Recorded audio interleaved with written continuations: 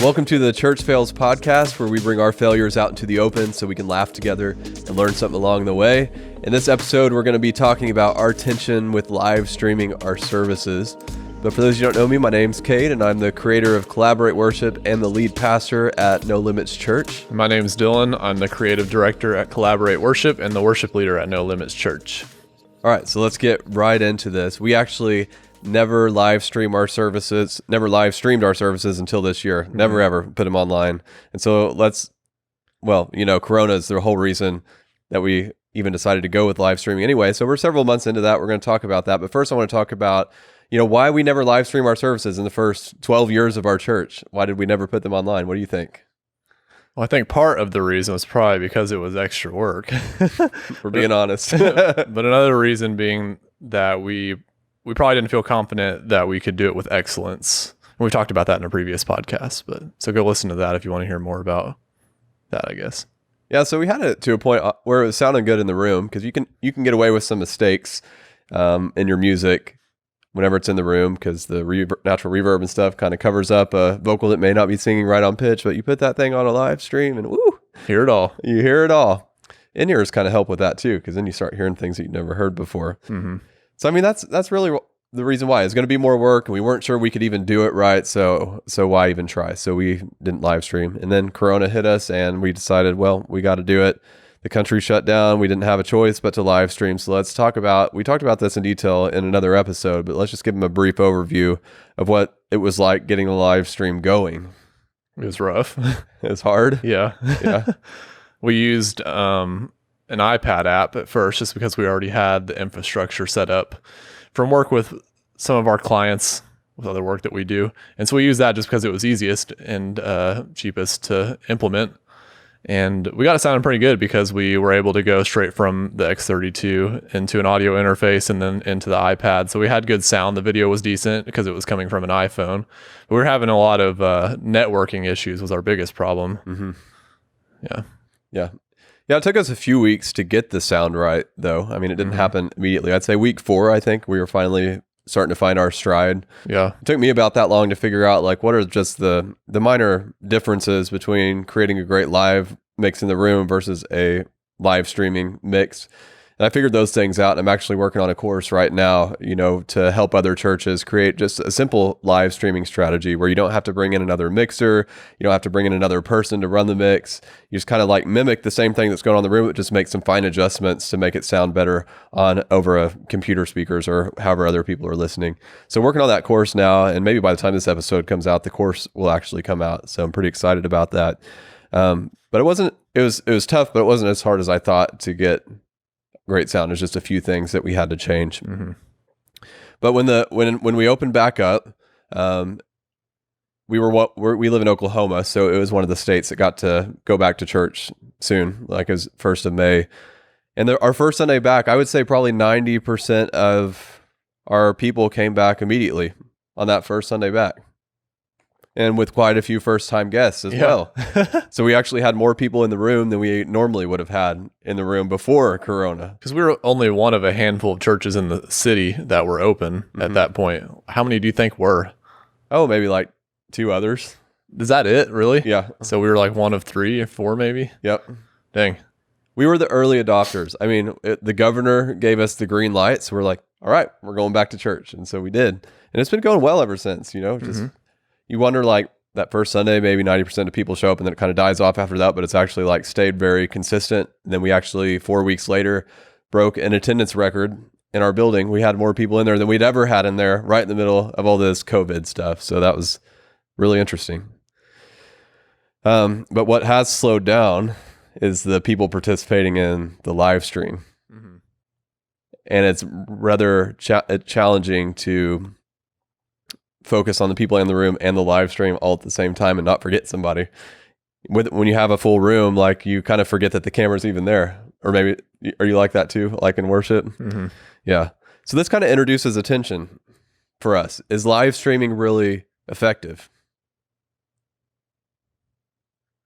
Is it really like the best way to serve our online audience, just taking an experience that was meant for in person and then just broadcasting it and putting it on live? Like, what do you think? Is that like the best that we can do for people online?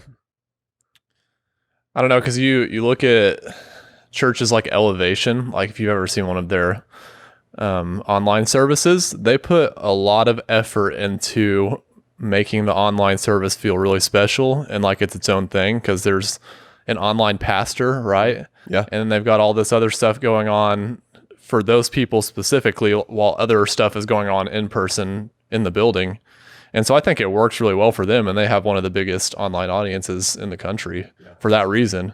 But if you're a small church, you probably don't have the ability to put that much effort into it. True. And so that's probably where it becomes like not really worth it, because then you're just broadcasting something that's designed for in person, and it's going to make the online audience feel really excluded. Yep.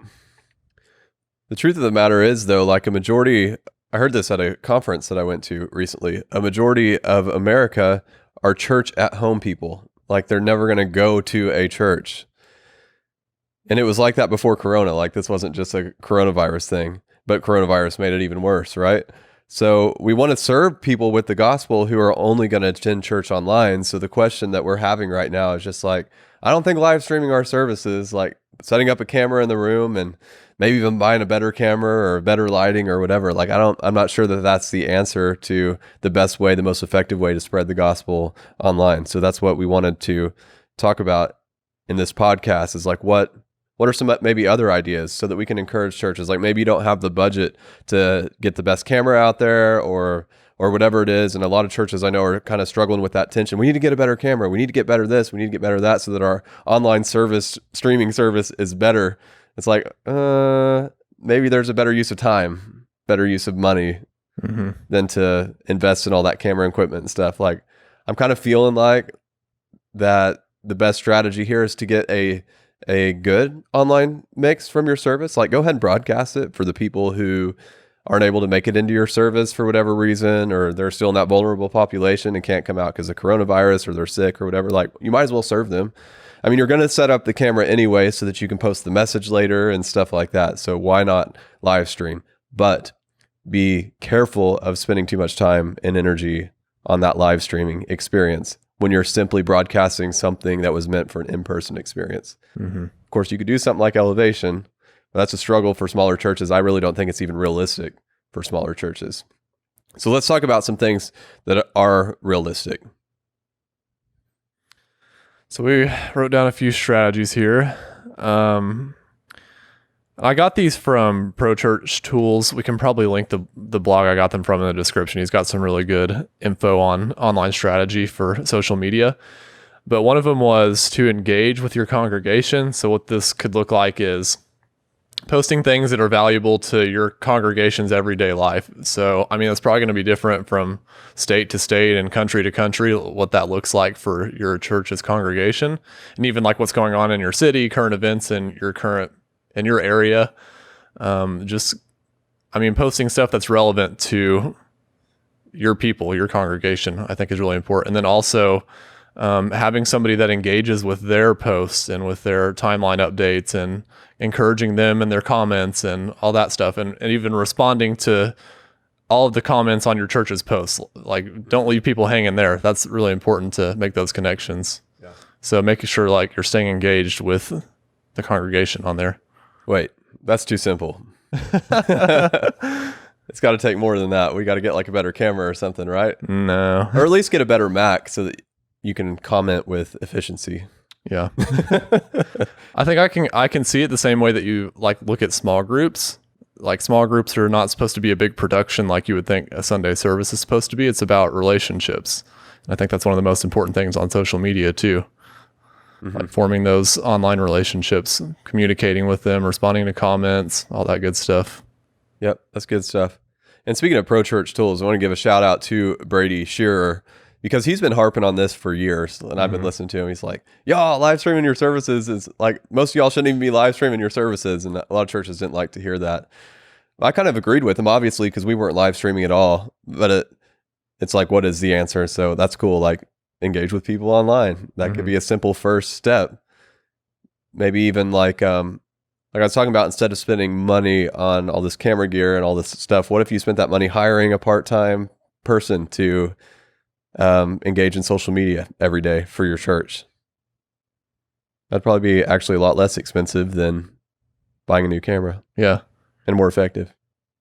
I was thinking, would it really be weird to, like, let's put ourselves in their shoes. Like, you post a picture of you and your family, and then you get a comment from No Limits Church saying, like, such a beautiful family. Looks like you guys had fun, blah, blah, blah, whatever you would say. You think that'd be weird to, like, see that from No Limits Church? Do you think they'd really be encouraged to see that?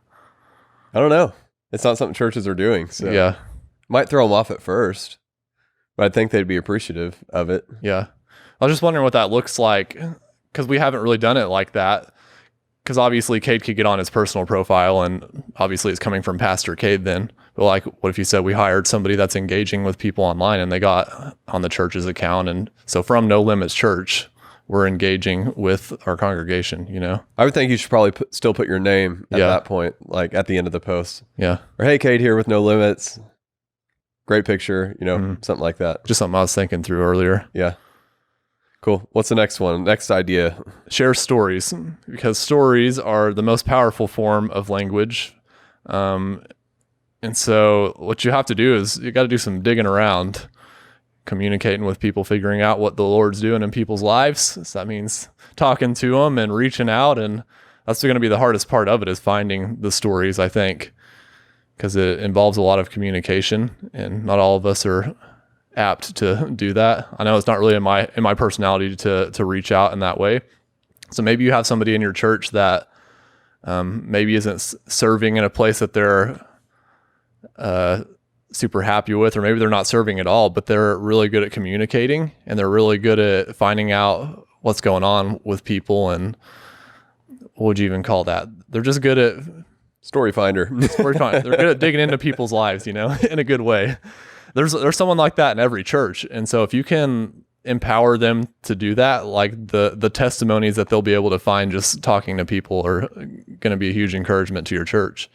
And there's a ton of different ways that you could post those on social media. I mean, we've done full length 5 to 7 minute story videos, high production story videos, and those obviously take a lot of work, but I think they render high output. Like, they're very effective in what they do. Obviously, you've got to put a lot of time into them, so it's probably not going to be practical to do a lot of those. Right. But I think those are really cool every now and then. Mm-hmm.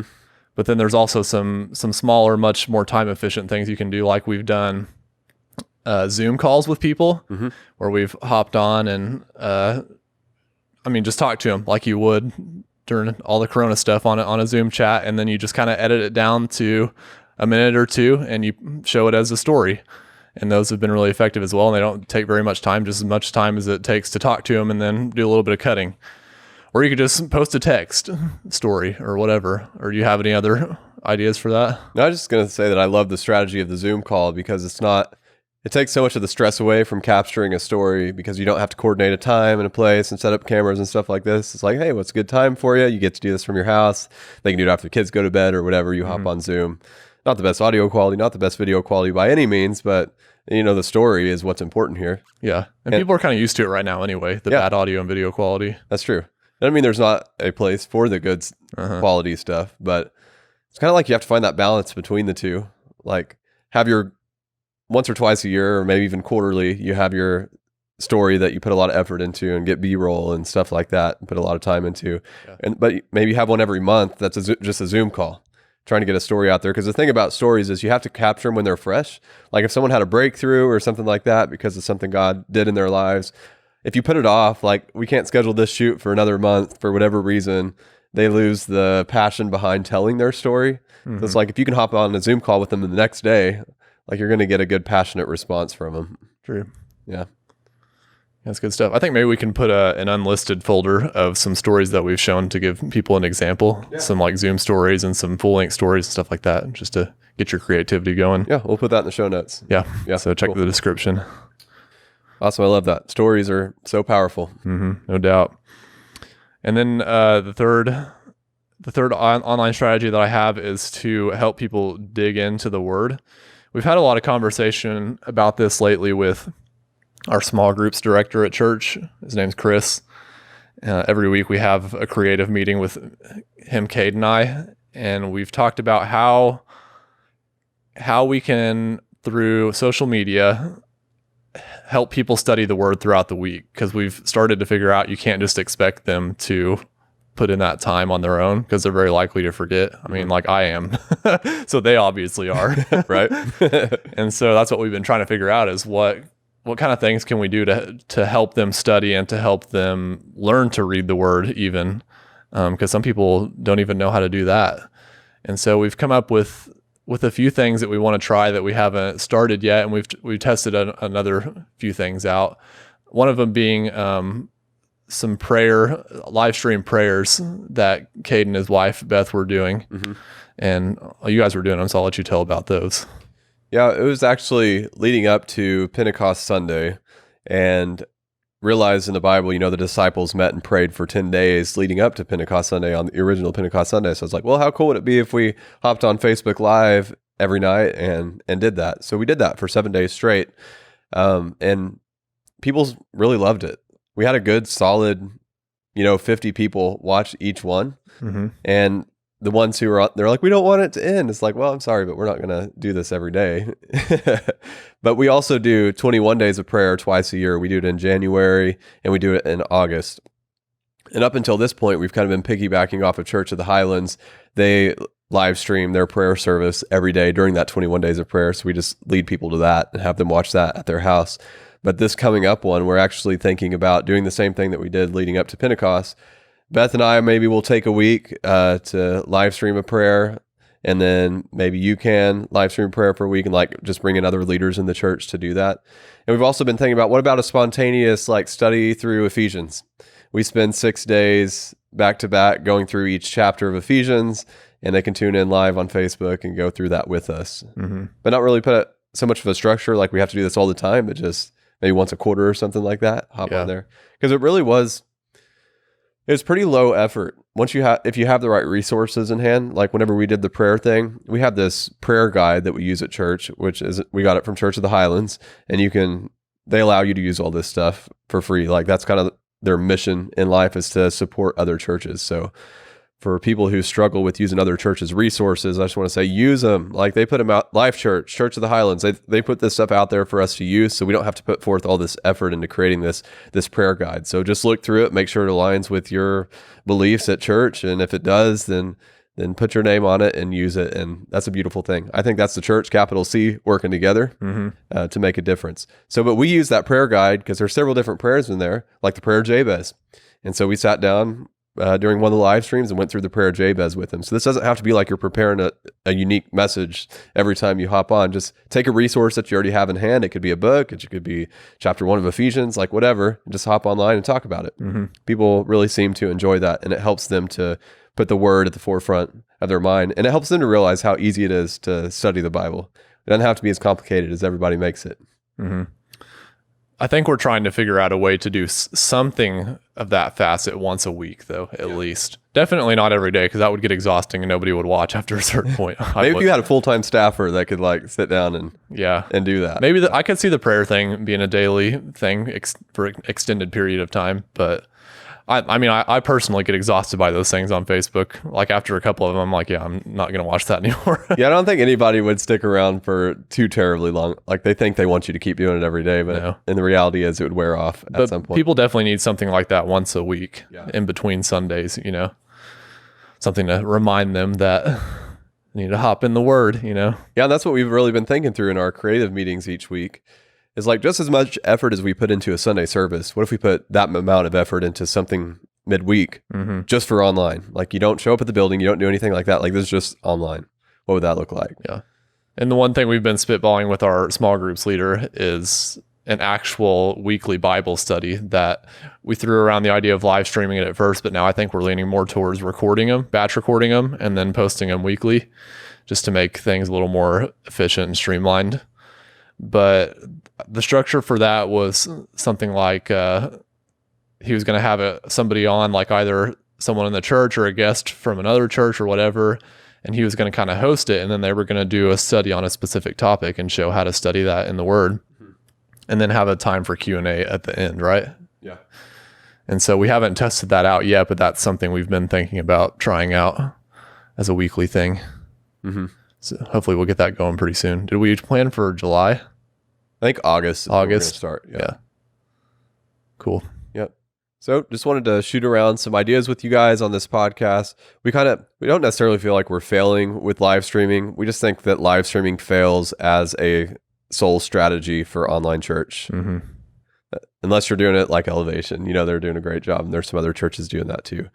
So we kicked around some ideas, and as this podcast goes on, we'll talk about our failures with implementing some of these things, and then we'll talk about our successes too on how it works for us. But we invite you guys too to dive on in and try some things. And if you find some things that work, let us know so that we can let everybody else know that listens to this podcast. And together we can come up, with an online strategy that serves the online audience, those church at home people, in the best way possible with the gospel. That's the goal here. Word. Awesome. Well, if there's one thing we'd ask you to do at the end of this podcast, it's to subscribe so that we can let you know when the next episode comes out. These come out weekly on Thursdays. And also, if you could leave us a rating and a review on wherever you're listening to this, Apple Podcasts, Google Podcasts, that'll help us, show up in people's searches and things like that and help them discover it so that they can be helped by our failures and laugh at things too and just have a good time as we all learn together. So get out there and share the gospel. We're thankful to be a part of your journey, and reach out to us if you need anything.